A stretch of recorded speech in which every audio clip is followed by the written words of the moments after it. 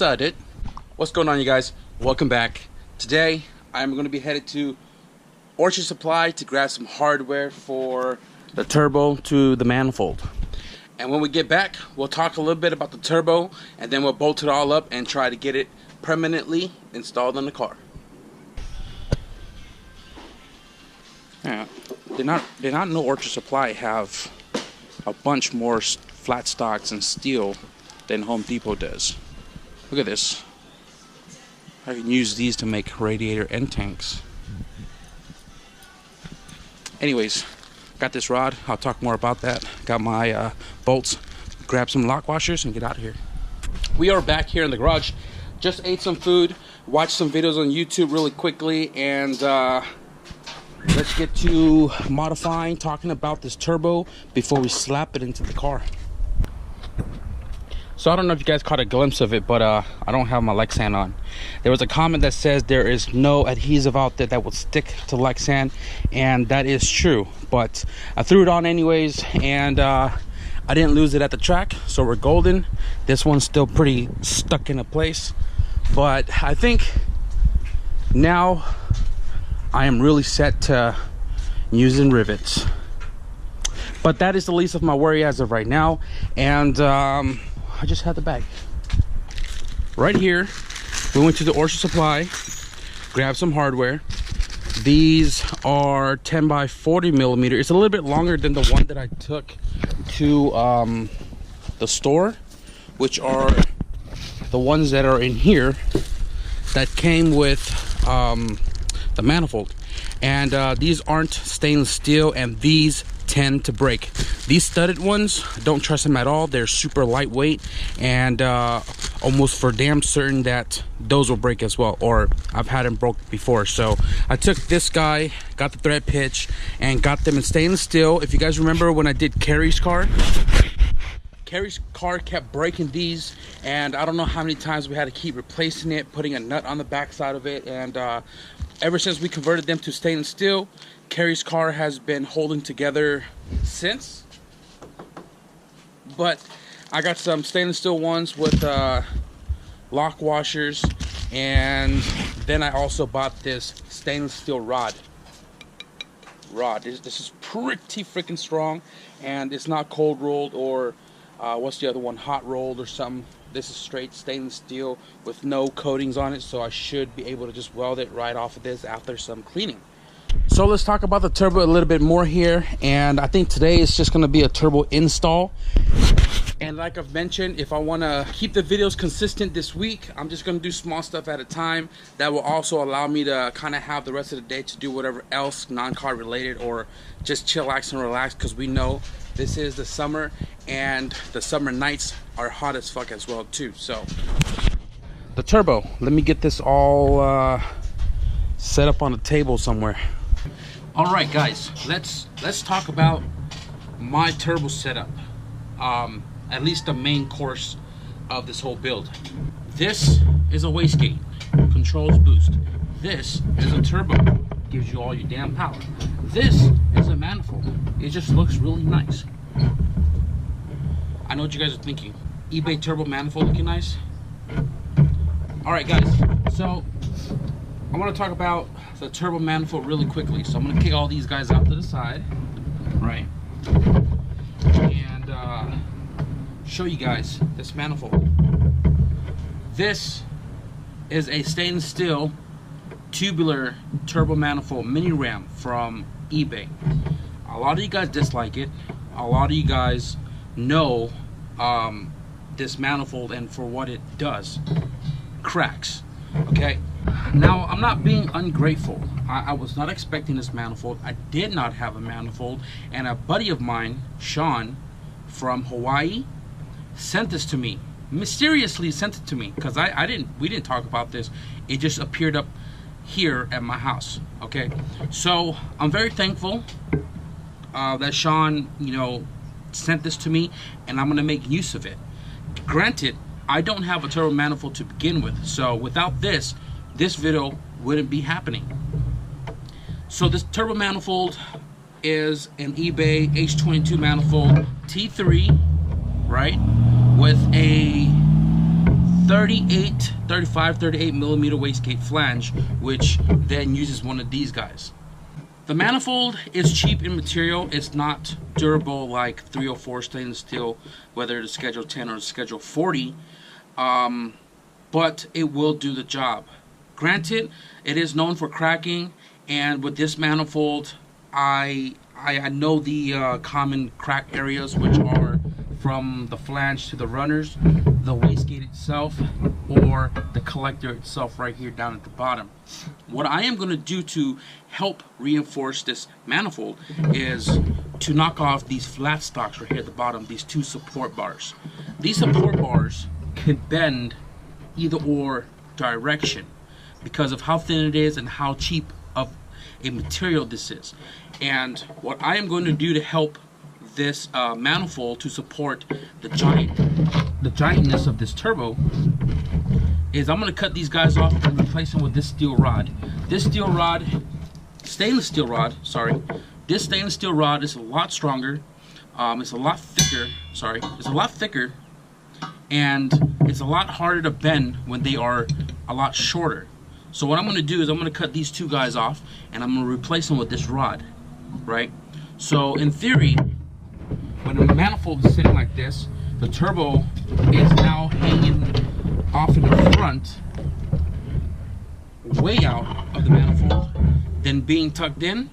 All the weight is going to stress out these guys, and over time during vibration, these guys will bend inward, causing this to collapse inward, which then will crack these runners. So what I'm doing is I'm welding those rods as a precaution, being that it's a lot stronger, it's more solid and thicker. This shouldn't bend that guy, causing this to droop and break these welds on the runner. Okay, so please stop with all the dislikes on this manifold. I'm still going to run it regardless of the fact. Save your breath. I'm going to run this. Me and Miller Built have been talking about a new manifold, so stay posted. We're going to run this until, you know, it gets destroyed, and then we will build the new manifold and pretty much the whole turbo kit, because it won't fit in a fashion that everything's going to be fabbed up for this guy. The turbo that I am running, guys, is a GT3582R turbo. Now this is from the same line as the Garrett, except it is from Sydney, Australia. It is ball bearing. It does have lines in and out. It is a little bit chipped on the inside here, but as long as this is not contacting the inside of the compressor housing, we should be okay.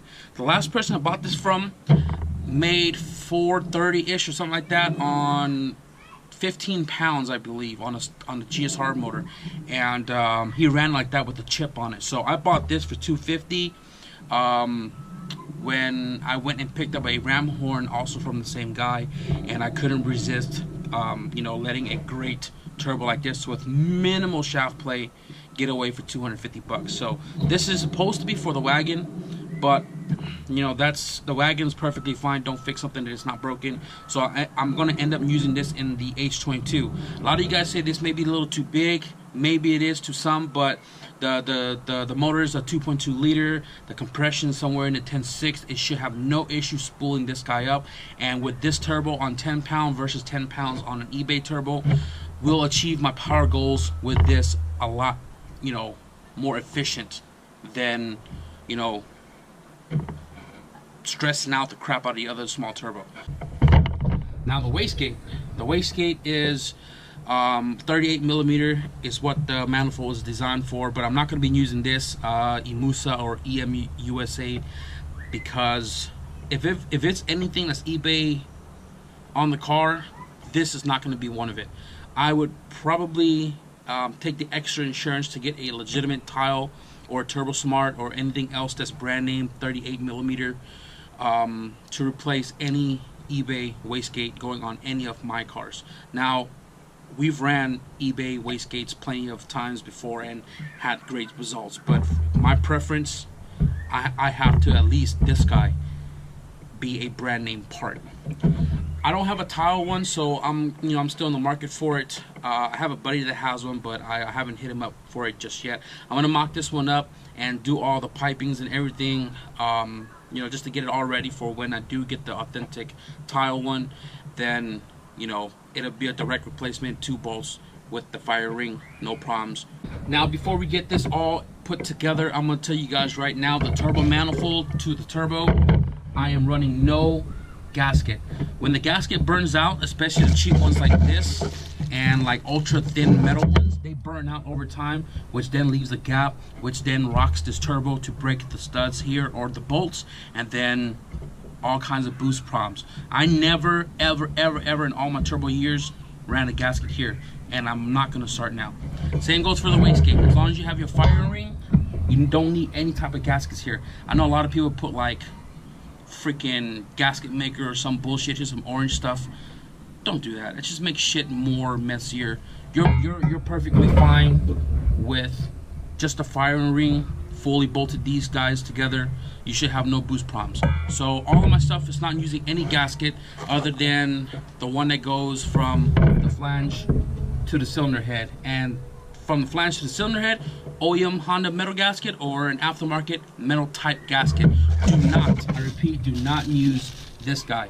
This sucker will burn out, which then will cause a gap between this and the head, and then with the weight of all these guys together, it's gonna droop the manifold downward, and then it's gonna break all your studs, and you're gonna have all sorts of exhaust leaks. So I'm gonna get this all bolted up. Actually, I'm gonna get these suckers welded on first, bolt this guy up, and then we'll take it to the engine bay.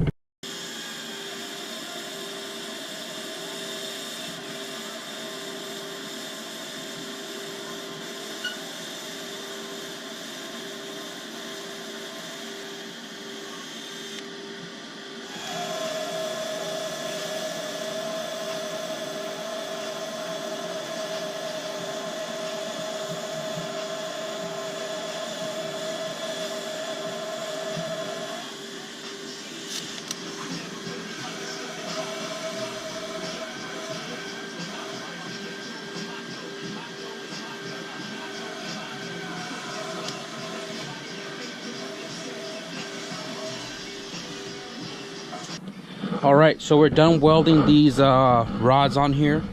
I welded them completely all the way around, and it was kind of tough because my back cap was like the stock one, the long ass like 3-4 inch one, so it was hard to get in between the runners, but nonetheless got it welded up. And I welded the inside of the runner because the collector wasn't even like welded to the flange at all, so welded that, and then I took a paint marker, marked all of the flange, and put it on my belt sander with a brand new 80 grit sanding band, and pretty much flattened that out. Now, when you're bolting the turbo to the manifold, you got to make sure you clock everything accordingly beforehand. Test fit it a few different times, and making sure that your drain is pointed the right direction, and your feed line. If your feed line is going to be in the way of, like, say this way, if your turbo was, you know, sitting like that, make sure you have your line installed beforehand, because once the manifold is on, it's going to be a bitch to get a tool in there to really bolt it up. So mine is already clocked, and now I'm gonna bolt everything down with the new hardware, get that sucker in the car. Here he is, guys. Here he is. All right, guys, check it out. We have the turbo, manifold, wastegate all bolted up. Well, not really the wastegate, because it's going to be coming out soon for a different one, and it's only held by one bolt, but it is in its position that it should be. So when we fabricate the up pipe and then swap the gate later, the up pipe should just fit as it should. We got the turbo mounted to the manifold using stainless steel bolts and lock washers, and then we got the manifold bolted in place with the OEM hardware and the OEM metal gasket right here. Compressor housing is clocked in the position that I want it to be, and it looks like it's going to be a real tight angle bend fitment for the compressor housing pipe from here to the intercooler there. Nonetheless, we'll figure it out. Nothing Picuts can't fix, right? And everything is bolted in place. Center cartridge is clocked in the position I want the oil to go in and drain to the pan. We'll take care of that in another video.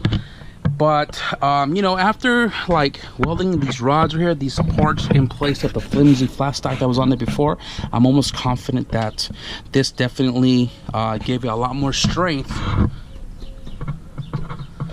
than the ones that were on there before. So I'm happy. turbo's kind of touching the intercooler a little bit right there, but the part that it's touching or barely touching is just the flat stock. It's not the actual like bar plated of the flow of the air from that side to this side. So if it gets smushed, because I know the engine rocks, this shouldn't matter as much as it does this guy. No big deal. So as far as this video goes, guys, we are going to end it right here. We talked a little bit about the manifold and its flaws and how I went about, you know, putting a little bit of insurance on it. We talked about the turbo that I'm running, and didn't really talk about the power goals. The power goal I wanted for this car originally with the other turbo that we stuck on today's car was 300, and I know the H22 can do 300 E85 no problems. But now that we have the 35R on here, and I decided to use this turbo because that turbo was on their car, and the day of WeekFest I opened the garage and it appeared on the floor. If you guys remembered, I was already set to using the 35R. The 35R should give me my 300 horsepower no problems, but because now it is a 35R, we are planning for more. 350 is my goal now, but if we can kick more or close to it, I'm cool with that too. But nonetheless, today's coverage was just installing the turbo and getting 100% in place. So you know, with that being said, please hit the like button if you guys are loving the progress, because I sure am. And you know, like I've always said before, progress is always better than no progress. And if you guys want to see more, be sure to hit that subscribe button and hit the notification bell too. And a reminder, because I've seen some comments about people still trying to send me stuff, I do have a P.O. box. It is listed in the description below, so if you guys have something you want to send my way, feel free to do so. I'm tired, I'm sweating. Thank you guys for watching, and I'll see you guys in the next video. Peace out.